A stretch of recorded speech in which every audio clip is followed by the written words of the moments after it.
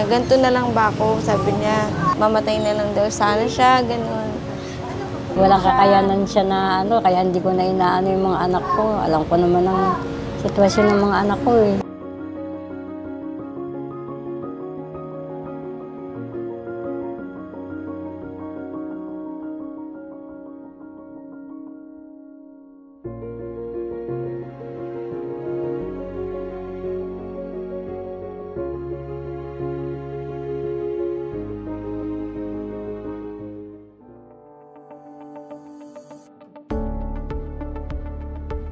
Hello po.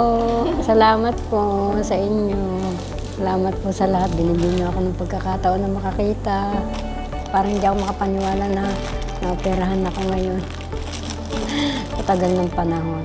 Ako na po mag-aalaga ng mga anak niya. Babantayan na niya, tapos makikita niya kung paano na tumakbo. Yun din. Kasi gusto ko na kasi makapasok ng trabaho. Ilang buwan na rin ako tengkay dahil po dyan sa wala kasi siya makakasama. Akala namin kasi noong una, wala na siyang pag-asa na makita. Tapos nakilala namin, may nag-recommenda sa amin ng Chuchi Foundation. Nagpapasalamat kami simula sa umpisa hanggang ngayon. Hanggang sa mga susunod na araw, habang nakakakita pa siya. Salamat po sa inyo lahat.